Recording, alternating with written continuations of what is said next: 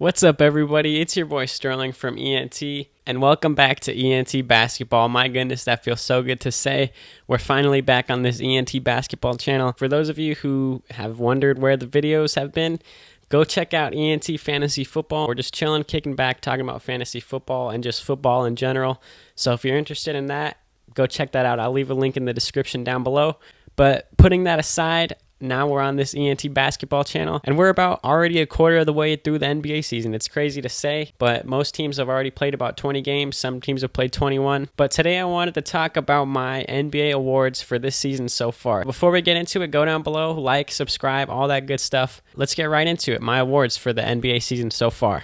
For the first award of this video, I was actually planning on saving this one for the very end, and it's my MVP. So my MVP for the first 20-ish games of this season is Stephen Curry of the Golden State Warriors. Now, Steph has gotten off to an incredible start to the season, having one of his best seasons of his career so far. And the Warriors, as a team, the recent years, they've been a little bit of a disappointment with the injuries that they've had, but this season have been phenomenal. They're by far the best team in basketball. As of the recording of this video, they're at an 18-2 record.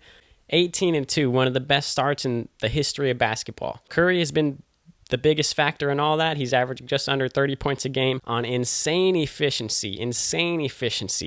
Almost at that 50-40-90 mark if his field goal percentage was just a little bit higher. And Curry's been great. He's been passing the ball well. He's averaging just about 6.5 assists a game. He's been so phenomenal. There's not much more that I can say about Stephen Curry. Obviously, we know who he is. Steph is one of the best players of this generation, and he's been continuing that this season, and the Warriors' success has reflected that. 18-2, best team in the Western Conference, best team in the NBA, not even really close. The Suns have an argument at that, but as of the recording of this video, the Warriors to me they're just better to me. I also have an honorable mention. My runner-up for this category, the MVP, is Kevin Durant. The Brooklyn Nets have gotten off to a really good start, even without Kyrie Irving, and KD has been the biggest factor in all that. He's averaging just under 30. The Nets have been successful. I don't even really need to go into much about Kevin Durant, too. We all know who he is. We all know what he does. He's Kevin Durant, and the Nets have gotten off to a great start. So my runner-up is KD. And my MVP so far this season is Stephen Curry.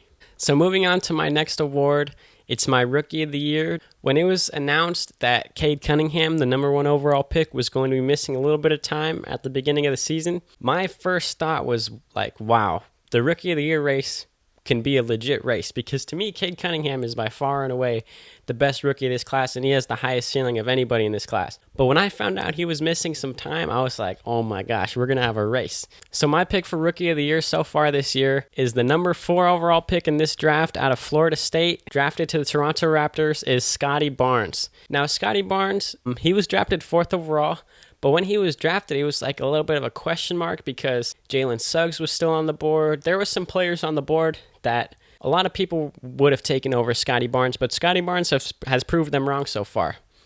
He's been an incredible defender so far for a rookie, super versatile. He's big and strong enough to guard bigs, and he's quick and agile enough and quick enough on his feet to guard the wings. To me, when I watch Scottie Barnes, I see a player who can develop into an all-defensive first-team type defender. He has crazy defensive potential, and his offensive game so far in the NBA has been miles ahead of what everybody thought it was going to be. People were kind of expecting him to be a defender at first and then develop his offensive game as it goes, but out the gates, his offensive game has been super surprising. Super high-energy player. I love what I see when I watch Scottie Barnes, and I think the Raptors found a hidden gem in Scottie Barnes. Even though he was a top 5 pick, at the time, the thought was that they kind of reached on Scottie Barnes, but he's proven all that wrong. He's been incredible so far. And for my runner-up, or honorable mention, or whatever you want to call it, I have the number 3 overall pick out of USC, Evan Mobley, playing on the Cleveland Cavaliers. He's also been phenomenal so far. This was honestly the hardest choice of all these awards, was Rookie of the Year, because to me, Barnes and Mobley are so close for how they've performed so far. I personally picked Barnes, but if you pick Mobley as your Rookie of the Year so far, there's no debate for me. I could see it going either way. Mobley has been phenomenal on the defensive end. His offensive game has been really good. The Cavaliers started off with that weird, crazy big lineup with all those bigs on the floor. They have a ton of bigs on their roster, but Evan Mobley has shined in his role so far, shined in his opportunity, and Evan Mobley's my number 2. Scottie Barnes is my Rookie of the Year so far.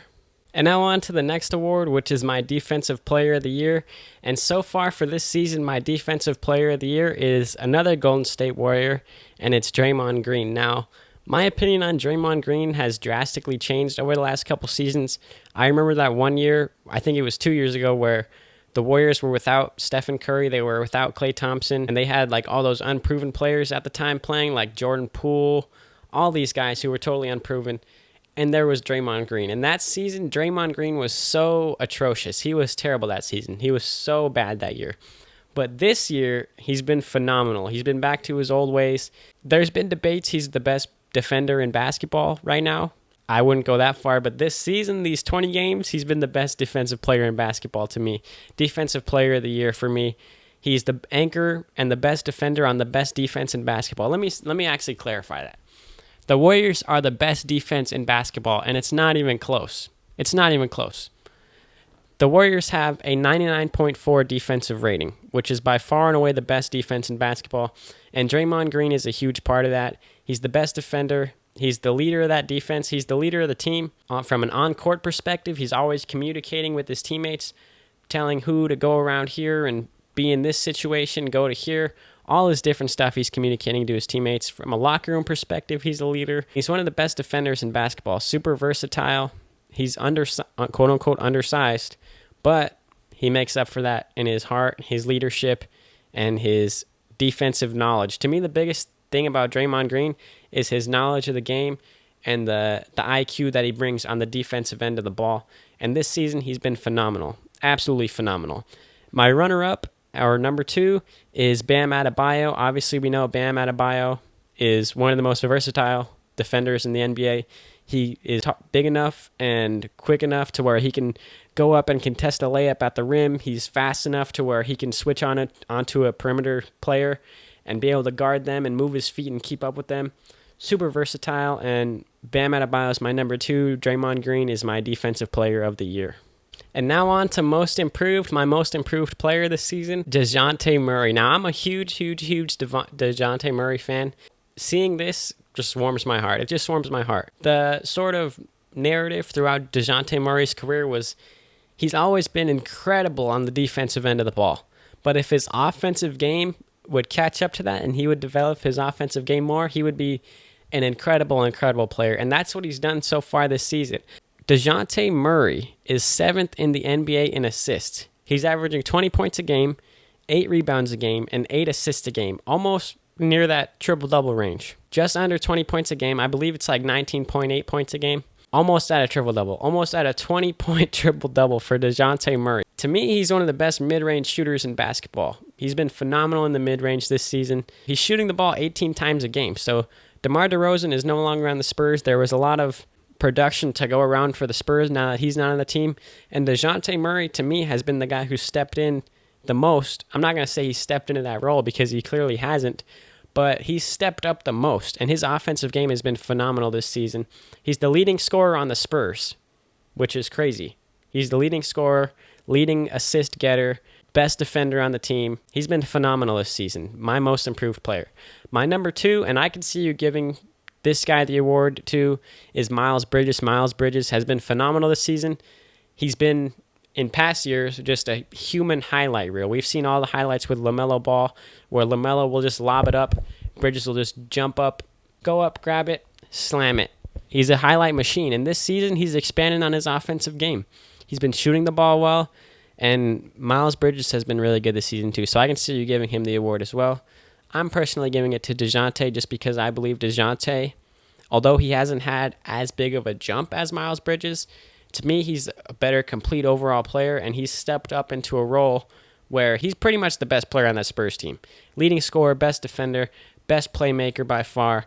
It's not even really close. DeJounte Murray is my most improved player. And now on to 6th man of the year. My 6th man of the year is the 3rd-year player for the Miami Heat, and it's Tyler Hero. Now, in Tyler Hero's rookie year, that was the year that we had the bubble. And in the bubble, Tyler Hero was one of those bubble phenomenons. He had an insane showing in the bubble where they went to the finals, and he played great. His sophomore year, there was a lot of expectations on him, and he didn't really live up to them. If I'm being completely honest, he didn't live up to the expectations. But this year, in his 3rd year, he's been phenomenal. Phenomenal, phenomenal. He's top 10 in the NBA in fourth quarter points. He's averaging 21.8 points a game. And this year he's been shooting barely under 40% from three. I believe he's at 39.8% from three as with the recording of this video. Tyler Hero has been phenomenal. The Heat have been a very good team, and Tyler Hero is one of their leading scorers. He's their leading fourth quarter scorer, and he's been phenomenal. My honorable mention for this category, Sixth Man of the Year, is Montrezl Harrell. Now, Montrezl Harrell has won a Sixth Man of the Year award 2 years ago. Last season on the Lakers, he didn't really live up to what he had performed in the last couple seasons. Didn't really live up to it. This year on the Washington Wizards, he's been great. Pretty much back to his Sixth Man of the Year form. Been very good off the bench for the Wizards. And the Wizards have been one of those teams that have been super surprising, and they've been doing it by committee. They've all been performing well, and Montrezl Harrell off the bench has been great. So he's my honorable mention. Tyler Hero is my Sixth Man of the Year so far. And now on to the final award of this video. I was debating whether or not I wanted to do this award, but I'm going to do it anyway. And it's my Coach of the Year. And Coach of the Year for me so far this year is Steve Kerr, another Golden State Warrior. They just gotten off to an incredible start this year. Steve Kerr is my Coach of the Year, coach of the best team in basketball. The Warriors have been pretty bad the last two seasons. Last year, they finished as the 8th seed, I want to say. They ended up not making the playoffs due to the play-in. And this season, I've stated before in this video, I'm going to say it again. Best team in basketball, 18-2 record. They've been phenomenal. Honorable mention is Eric Spoelstra of the Miami Heat. The Miami Heat have been phenomenal this year with all their acquisitions that they've had, and they've been pretty good this season so far. So Eric Spoelstra is my honorable mention, my number 2, and Steve Kerr is my Coach of the Year. And that's going to do it for today's video, guys. This was my NBA awards so far this year. Go down below. Hit the like button, subscribe, go to ENT Fantasy Football and subscribe to that if you're interested. If you're not, it's fine. Just watch these ENT basketball videos, and hopefully we're going to start getting back into the groove of this channel. Basketball season is underway, and so hopefully we got videos dropping all the time. Like and subscribe, all that good stuff, and I'm out of here.